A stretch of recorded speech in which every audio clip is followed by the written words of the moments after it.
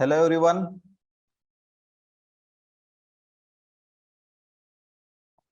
सो आज के इस फ्राइडे मार्केट आउटलुक में हम लोग बात करेंगे कि इस हफ्ते मार्केट कैसा रहा और नेक्स्ट वीक अब क्या लगता है। बहुत सारी अपॉर्चुनिटीज है आज जो मैं आज आपको देने वाला हूं।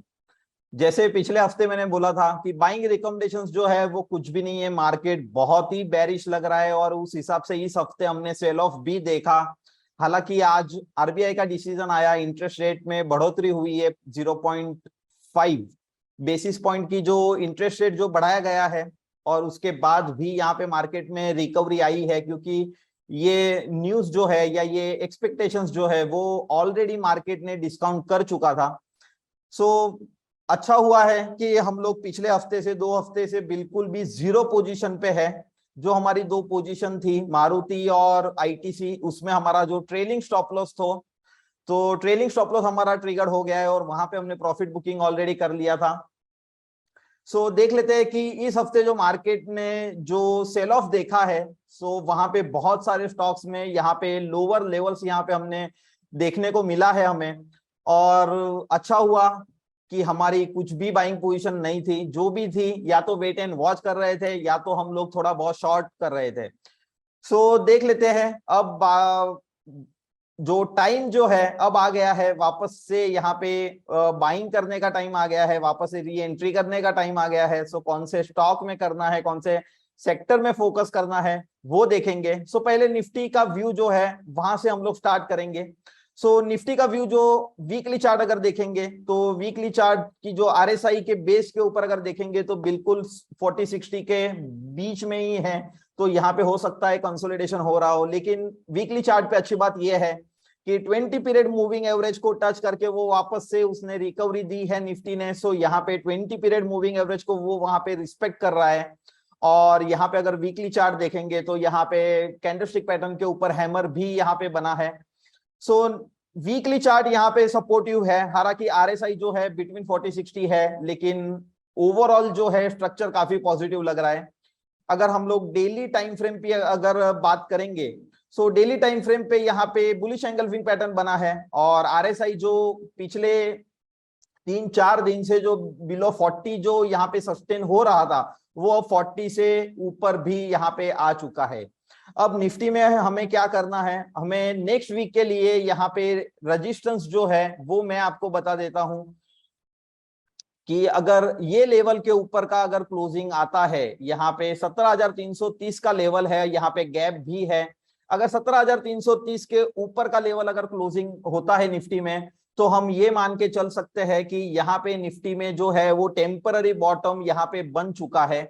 उसके लिए वो 17,330 के ऊपर का क्लोजिंग हमें रिक्वायर्ड है, क्योंकि यहाँ पे अभी भी ये गैप का रेजिस्टेंस हो सकता है ले रहा हो। जैसे ही ये गैप को अगर क्रॉस कर देगा तो उसके बाद में फिर यहाँ पे एग्रेसिवली बाइंग भी हम कर सकते हैं, यहाँ पे कोई दिक्कत नहीं लगेगा, लेकिन उसके लिए ये लेवल को क्रॉस करना पड़ेगा। आज जिस हिसाब से रिकवरी हमने देखी है वो रिकवरी देखेंगे तो वो बहुत शानदार है। वॉल्यूम अगर देखेंगे तो वॉल्यूम भी काफी शानदार है। यहाँ पे निफ्टी में व्यू जो है क्लियर है। अब हमें वापस से धीरे धीरे बाइंग साइड पे अभी हमें एंट्री कर सकते हैं। कौन से स्टॉक में करना है, क्या करना है वो मैं आपको बताऊंगा, लेकिन आपकी तरफ से एक फीडबैक चाहिए कि जो पिछले हफ्ते जो मैंने बोला था कि यहाँ पे कुछ भी बाइंग मेरा रिकमेंडेशंस नहीं है और मार्केट में जो है वो काफी नेगेटिव लग रहा है, सेल ऑफ आ सकता है, और इस हफ्ते हमने सेल ऑफ भी देखा। तो क्या ये फ्राइडे आउटलुक का ये जो सेशंस जो हम लोग ले रहे हैं एवरी फ्राइडे, क्या ये आपको बेनिफिट दे रहा है, क्या आपको कुछ नया जानने को मिल रहा है? अगर मिल रहा है तो यहाँ पे कमेंट बॉक्स में लिखिए, ताकि हमको पता चले कि आप कितना ध्यान से इसको या कितना डिसिप्लिन से फॉलो कर रहे हो। देख लेते हैं बैंक निफ्टी में क्या लगता है। बैंक निफ्टी का भी सिमिलर चार्ट है। अगर डेली टाइम फ्रेम पे देखेंगे तो बुलिश एंगल्फिंग है, रिकवरी काफी शानदार है। यहाँ पे टेम्पररी बॉटम आउट हो गया है ऐसा लग रहा है, लेकिन जैसे निफ्टी का लेवल है वैसे ही बैंक निफ्टी का भी लेवल है। बैंक निफ्टी को यहाँ पे 39,500 के ऊपर का क्लोजिंग चाहिए, तब जाके हम लोग मान सकते हैं कि यहाँ पे जो है वो टेम्पररी बॉटम बैंक निफ्टी ने कर लिया है। सो जब तक ये लेवल को अगर क्रॉस नहीं करता तब तक हमें बाइंग करना है, लेकिन एग्रेसिवली नहीं करना है। अगर आप 2 लॉट से कर रहे हो तो एक एक लॉट से करो, अगर आप 100 शेयर से कर रहे हो तो 50 शेयर से करो। सो 50% बाइंग रिकमेंडेशंस में दे रहा हूं कि जो भी हम लोग बाइंग रिकमेंडेशंस जो भी मेरा रहेगा उसमें 50% एंट्री कर सकते हो, और जैसे ही ये लेवल को जैसे ही वो क्रॉस होगा उसके बाद में हम लोग एग्रेसिवली बाइंग के तरफ जाएंगे। सो तब तक एग्रेसिवली नहीं करना है, लेकिन लेवल काफी नीचे आ गया है, स्टॉक की प्राइस काफी नीचे आ गई है, 10% 15% का करेक्शन हमने देखा है कई कई स्टॉक्स में। सो यहाँ पे अपॉर्चुनिटीज बहुत सारी निकल के आ रही है। सो देख लेते हैं कि रिकमेंडेशंस जो है वो क्या क्या है। सो उसके पहले आपके जो भी अगर क्वेश्चंस है तो कमेंट बॉक्स में लिखिए आपके क्वेश्चंस। तो मेरा जो भी रिकमेंडेशंस है, जो नए स्टॉक्स जो मैं देने वाला हूं, उसके बाद में आपके जो भी क्वेश्चंस है उसको मैं एड्रेस कर लूंगा। सो फर्स्ट जो स्टॉक है वो है bank of Baroda.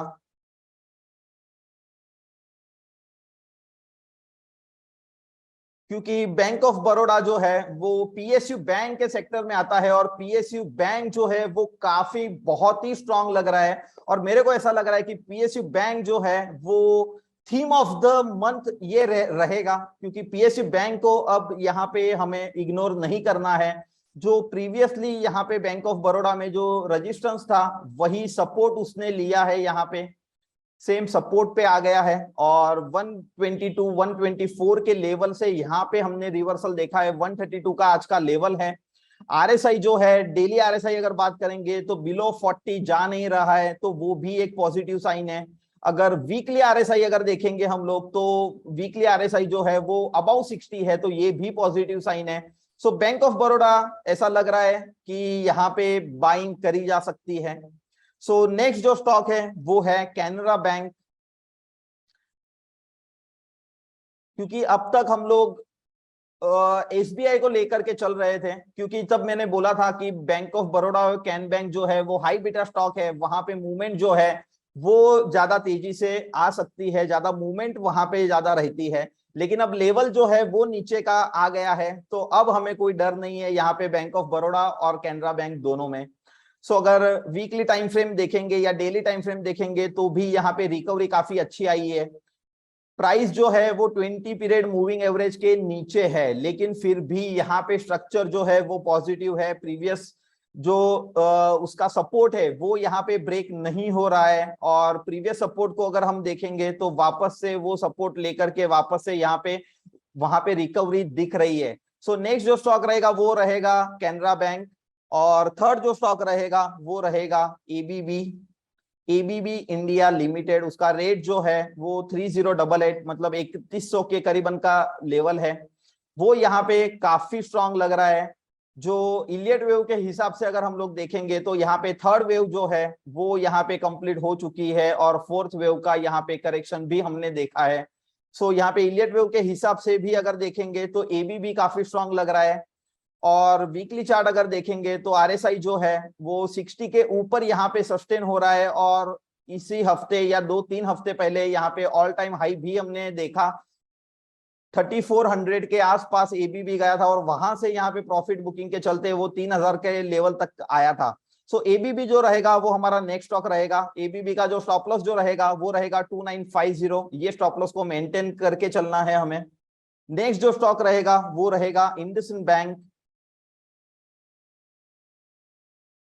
IndusInd bank का स्टॉक जो है वो हमें लेना है, क्योंकि बैंकिंग सेक्टर स्ट्रांग है, और बैंकिंग सेक्टर अगर स्ट्रांग है तो हम पहले आईसीआईसीआई बैंक को होल्ड करके चल रहे थे, लेकिन अब हमने इंक्लूड किया है इंडसइंड बैंक को। आईसीआईसीआई भी स्ट्रांग लग रहा है, लेकिन जब उसका वक्त आएगा सो वहां पे मैं बता दूंगा आपको कि आईसीआईसीआई कब लेना है। सो तब तक हम लोग इंडसइंड बैंक को यहाँ पे इंक्लूड कर रहे हैं। 1185 का लेवल है यहाँ पे, ऑलरेडी आज हमने 1165 1170 के अराउंड हमने बाइंग पोजीशन क्रिएट कर ली है। उसका जो स्टॉप लॉस जो रहेगा वो रहेगा 1130 रुपए का, 1130। सो इंडसइंड बैंक जो है वो आज का हमारा चौथा स्टॉक रहेगा। आज टोटल मैं आपको 8 स्टॉक देने वाला हूं, जिसमें 4 स्टॉक्स ऑलरेडी मैंने आपको बता दिया है, bank of Baroda, Canara bank, ABB और इंडसइंड बैंक। फिफ्थ जो पांचवा जो स्टॉक है वो है टीवीएस मोटर, क्योंकि ऑटो सेक्टर जो है वो भी स्ट्रांग है, तो उसको कैसे हम लोग इग्नोर कर सकते हैं। प्रीवियस जो सपोर्ट था और रेजिस्टेंस था वो अभी सपोर्ट बन गया है इंडसइंड बैंक में 991,000 के करीबन का, और एग्जैक्टली वहां पे आज उसने सपोर्ट लिया और वहां से रिकवरी उसने देखी है। हमें 1030 का लेवल है। टीवीएस मोटर में हमें बाइंग करना है with the stop loss of 990। 6 जो स्टॉक रहेगा वो रहेगा Mahindra and Mahindra. Auto stock में ये दोनों स्टॉक जो है टीवीएस मोटर और महिंद्रा एंड महिंद्रा, ये दोनों स्टॉक ऑटो सेक्टर को लीड कर रहे हैं, और दोनों स्टॉक को मैं यहाँ पे इस हफ्ते यहाँ पे इंक्लूड कर रहा हूँ। 1265 1270 का महिंद्रा एंड महिंद्रा में लेवल है, यहाँ पे हमें बाइंग करनी है। अगर मंडे को अगर डीप मिलता है तो डीप में बाइंग करिए, तो भी कोई दिक्कत नहीं है। और यहाँ पे एग्जैक्टली जो सपोर्ट है प्रीवियस 1210 1215 के करीबन का सपोर्ट यहाँ पे लिया है, तो महिंद्रा एंड महिंद्रा में भी हम इस स्टॉक को इंक्लूड कर रहे हैं बाइंग के लिए। नेक्स्ट जो स्टॉक है 7th, वो है इंडियन होटल।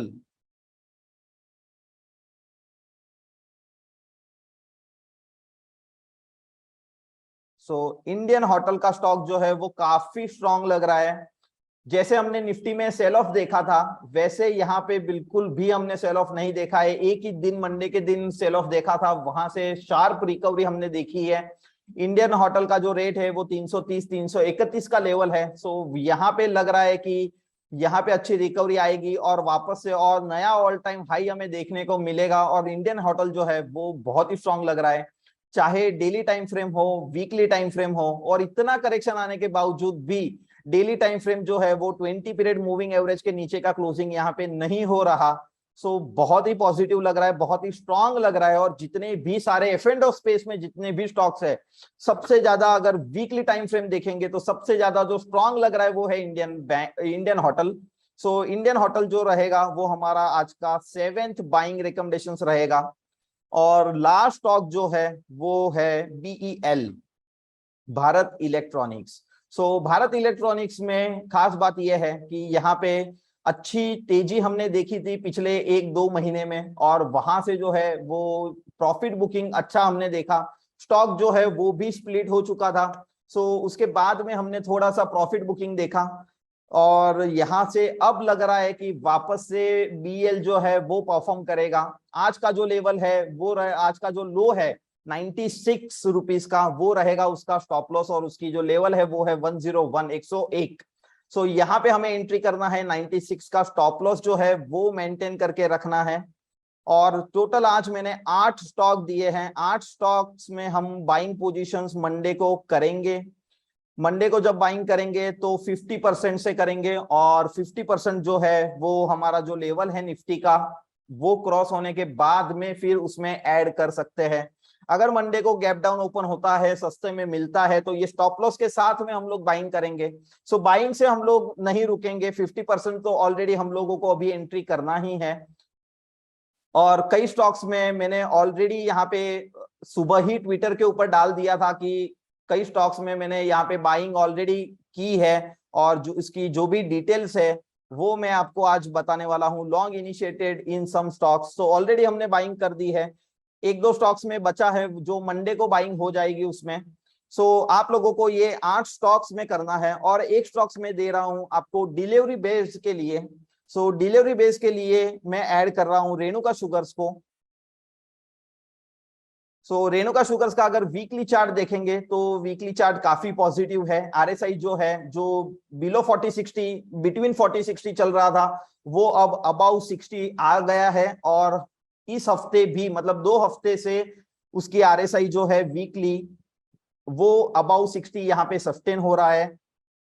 उसका जो रिसेंट जो हाई था 63 का, वो यहाँ पे एक माइनर हर्डल हो सकता है, लेकिन रेणुका शुगर में का लेवल अभी का है वो है 59। ये लेवल पे हमें 50% बाय करना है with the stop loss of 54। 5 रुपया नीचे का स्टॉप लॉस रहेगा, और जैसे ही वो 63 को क्रॉस करेगा उसके बाद में अनदर 50% हमें ऐड करना है। अभी 100% नहीं लेना है, अभी सिर्फ 50% लेना है। और जैसे ही 63 का लेवल जैसे ही क्रॉस करेगा, so another 50% we will add in Renuka sugar. So delivery base के लिए मैंने एक स्टॉक दिया है, और ट्रेडिंग पर्पस के लिए एफ एंड स्पेस में मैंने 8 स्टॉक्स आपको दे दिए हैं। सो देख लेते हैं कि अब आप लोगों के क्या क्या क्वेश्चंस है, उसके ऊपर मैं आता हूं, और उसके बाद में फिर आज का जो एवरी फ्राइडे हम लोग जो वीकली कॉन्टेस्ट जो रन करते हैं, सो उसके ऊपर भी आएंगे। सो पहले आपके जो भी क्वेश्चंस है वो मैं देख लेता हूं यहाँ पे। सो विनोद नावंदी का सर का क्वेश्चन है कि whether Nifty and Bank Nifty bottom form. So मैंने जैसे बोला कि सर बॉटम फॉर्म अभी हम लोग नहीं बता सकते, अभी थोड़ा सा जल्दबाजी होगा। लेकिन अगर निफ्टी में अगर 17,330 का लेवल अगर ऊपर में क्रॉस होता है और वहां पे अगर क्लोजिंग आता है, तो हम ये मान के चल सकते हैं कि यहाँ पे जो है वो टेम्पररी बॉटम यहाँ पे बन चुका है। सो ये जो रिकवरी है, जो आज की जो रिकवरी आई है, वो सस्टेनेबल है या नहीं है, वो तो 330 के ऊपर का क्लोजिंग के बाद ही हमें पता चलेगा। लेकिन जिस हिसाब से हमने वॉल्यूम देखा है, और जिस हिसाब से हमने बैंकिंग और पीएसयू बैंक में जिस हिसाब से जो शॉर्ट कवरिंग है या बाइंग, नई बाइंग यहाँ पे जनरेट हो रही है, सो मेरे को लगता है कि यहाँ पे ये टेम्पररी बॉटम हो सकता है। लेकिन कंफर्म ऊपर के लेवल के बाद जब क्लोजिंग आएगा उसके बाद ही होगा। नेक्स्ट क्वेश्चन है रोकी जी का, एचएल में क्या लगता है। बिल्कुल एचएल का देख लेते हैं, क्योंकि डिफेंस स्टॉक जो है वो काफी स्ट्रांग लग रहे हैं, मेरे को भी स्ट्रांग लग रहे हैं।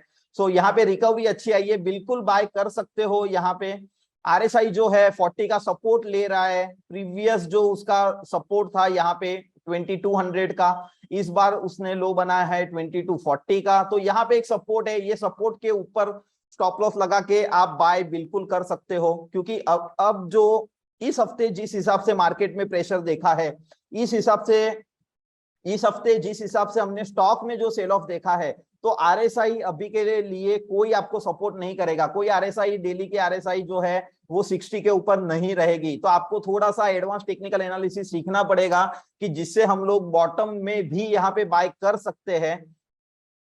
तो बिल्कुल एचएल में बाय कर सकते हो with the stop loss of 2200 का, 2200 रुपए का स्टॉप लॉस रहेगा। नेक्स्ट जो क्वेश्चन है वो है उत्तम भाई का, इन्फोसिस में क्या लगता है। तो जैसे पिछले वीक ही मैंने बताया था कि आईटी सेक्टर और फार्मा सेक्टर में अभी शॉर्ट मत करना, क्योंकि अगर मार्केट में सेल ऑफ आएगा तो ये दो सेक्टर जो है वही मार्केट को सपोर्ट देने वाले हैं। और एग्जैक्टली इसी हफ्ते आईटी और फार्मा, ये दोनों सेक्टर ने मार्केट को सपोर्ट किया है। सो इन्फोसिस का चार्ट देख लेते हैं। यहाँ पे लग रहा है कि यहाँ पे इन्फोसिस में टेम्पररी बॉटम हो सकता है। सिर्फ हमें ये देखना है कि 20 पीरियड मूविंग एवरेज के ऊपर का अगर क्लोजिंग होता है, तो यहाँ पे थोड़ा सा हमें कंफर्मेशन मिल जाएगा। सो इन्फोसिस जो है वो आउट परफॉर्म नहीं करेगा, लेकिन यहाँ पे बैरिश तो बिल्कुल भी नहीं लग रहा है। पूरा आईटी सेक्टर बैरिश नहीं लग रहा है मेरे को।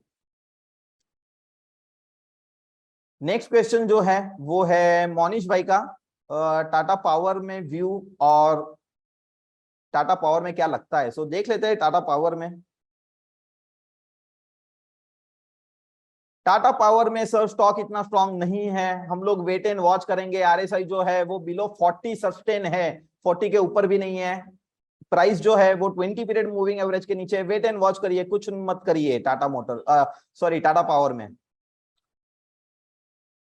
नेक्स्ट क्वेश्चन जो है वो है मोहिनी मैम का, एचसीएल टेक में क्या लगता है। सो सिमिलर व्यू रहेगा इन्फोसिस और एचसीएल टेक का। फिर भी एक बार मैं चेक कर लेता हूं।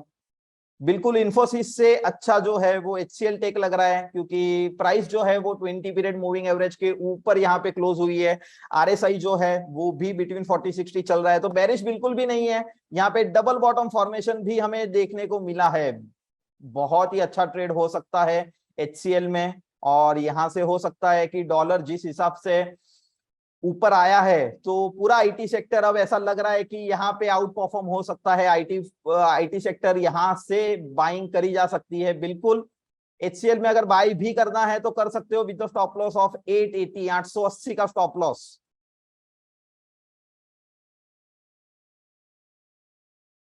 नेक्स्ट क्वेश्चन सागर सर का है, बैंक निफ्टी में क्या लगता है। तो ऑलरेडी सर मैंने बैंक निफ्टी में जो है वो मेरा व्यू आपको दे दिया है। सो रिकवरी काफी अच्छी आई है, बुलिश एंगल्फिंग पैटर्न बना है, वीकली में हैमर बना है, रिकवरी अच्छी है, और उसका जो रेजिस्टेंस लेवल है वो भी मैंने आपको बता दिया है। नेक्स्ट क्वेश्चन जो है निशित भाई का, नाल्को में क्या लगता है। तो नाल्को का चार्ट में ओपन कर लेता हूं।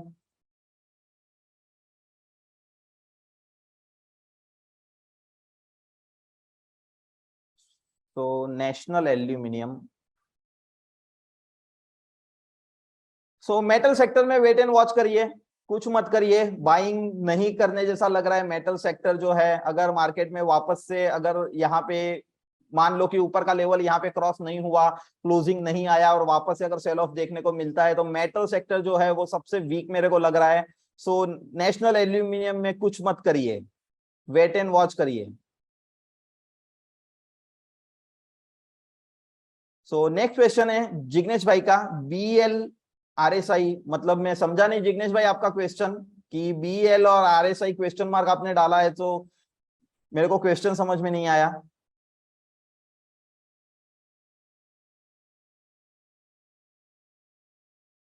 बीरेन भाई का यहाँ पे रिकमेंडेशन ऐसा है कि स्टॉप लॉस के साथ और मिनिमम टारगेट के साथ यहाँ पे अगर जजमेंट देंगे तो अच्छा रहेगा। स्टॉप लॉस तो मैंने ऑलरेडी जितने भी यहाँ पे मैंने स्टॉक दिए हैं, मेजोरिटी स्टॉक्स में मैंने स्टॉप लॉस दिए हैं। अगर कई स्टॉक्स में अगर स्टॉप लॉस नहीं भी दिए हैं, तो इस हफ्ते का जो भी लो है, कोई भी स्टॉक्स में इस हफ्ते का जो भी लो है वो हमारा स्टॉप लॉस रहेगा।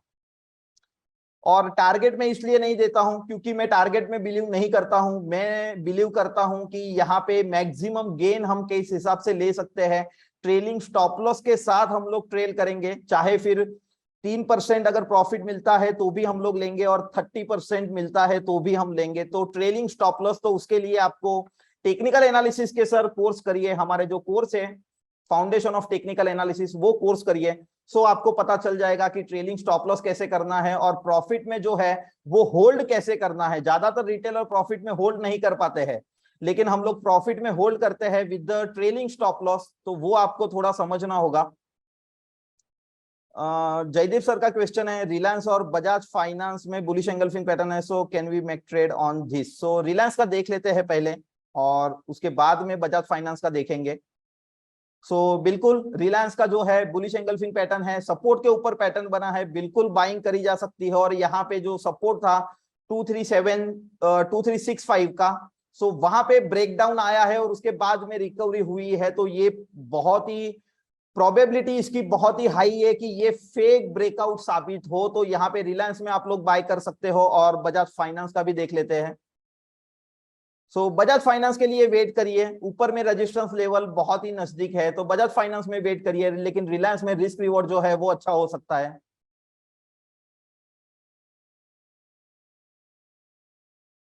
नेक्स्ट क्वेश्चन जो है वो जिग्नेश भाई का है, DLF में क्या लगता है। तो DLF देख लेते हैं, क्योंकि रियलिटी सेक्टर जो है अब परफॉर्म नहीं कर रहा है, जो आउट परफॉर्म होना चाहिए था वो नहीं हो रहा है। रियलिटी सेक्टर में दम नहीं है, लेकिन DLF में अगर देखेंगे तो DLF में भी दम नहीं है। मार्केट में रिकवरी आएगी, मार्केट अगर ऊपर जाएगा, निफ्टी बैंक निफ्टी अगर ऊपर जाएगा तो हो सकता है DLF भी ऊपर चला जाए, लेकिन आउट परफॉर्म करेगा ऐसा नहीं लग रहा है। वेट एंड वॉच करिए, जो सेक्टर जो स्टॉक जो आउट परफॉर्म कर रहे हैं उसमें ध्यान दीजिए, तो बेनिफिट आपको ज्यादा होगा।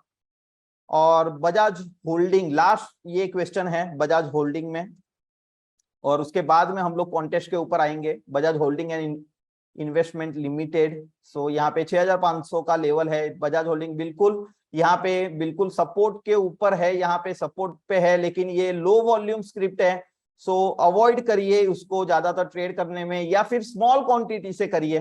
बिल्कुल ले सकते हो, यहाँ पे बजाज होल्डिंग का जो स्टॉक है वो यहाँ पे स्ट्रॉन्ग लग रहा है। वीकली चार्ट अगर देखेंगे तो वीकली चार्ट भी यहाँ पे स्ट्रॉन्ग है, तो बिल्कुल बाय कर सकते हो with the stop loss of 6100। Yes, thank you so much. Next week का जो व्यू है वो बहुत ही क्लियर है, और अब हम आते हैं हमारा जो आज का जो कॉन्टेस्ट है उसके ऊपर।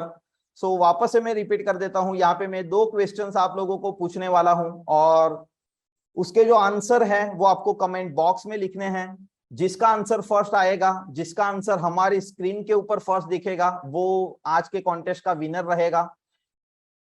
डिस्क्रिप्शन में ऑलरेडी हमने कांटेक्ट नंबर हमारा दिया है आपको। अगर विनर को रिक्वेस्ट है कि कांटेक्ट नंबर के ऊपर आप कांटेक्ट करिए और आपकी प्राइज मनी जो है 500 रुपीज कैश प्राइज हम लोग देते हैं और आप आपकी प्राइज मनी हासिल कर सकते हैं। So let's start. सो आप लोग रेडी हो जाइए। सो क्या आप रेडी है? अगर रेडी है तो कमेंट बॉक्स में लिखिए। अगर रेडी है तो कमेंट बॉक्स में लिखिए। आज का कॉन्टेस्ट की हम लोग शुरुआत करने जा रहे हैं। फर्स्ट क्वेश्चन मैं आपको पूछने वाला हूं।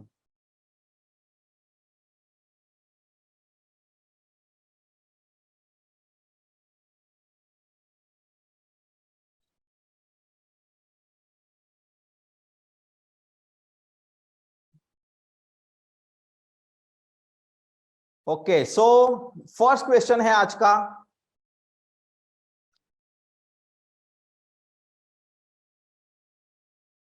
थीम ऑफ द मंथ कौन सा सेक्टर लग रहा है इस महीने? थीम ऑफ द मंथ कौन सा सेक्टर रहेगा? मैंने इसी सेशन में बोला है कि थीम ऑफ द मंथ ये सेक्टर जो है वो थीम ऑफ द मंथ रहेगा। बहुत ही स्ट्रांग लग रहा है, यही बोला है। और उसका वो सेक्टर का नाम आपको यहाँ पे देना है। सेक्टर का नाम लिखना है, कमेंट बॉक्स में सेक्टर का नाम लिखना है आपको। सो आंसर्स भी यहाँ पे आ रहे हैं, बहुत सारे आंसर्स भी यहाँ पे आ रहे हैं, लेकिन फर्स्ट आंसर जो है वो किसका है वो हमें देखना है कि फर्स्ट आंसर किसने दिया है। यस, तो पहले मैं आंसर दे देता हूं कि पीएसयू बैंक ये जो सेक्टर है वो थीम ऑफ द मंथ लग रहा है, बहुत ही स्ट्रांग लग रहा है।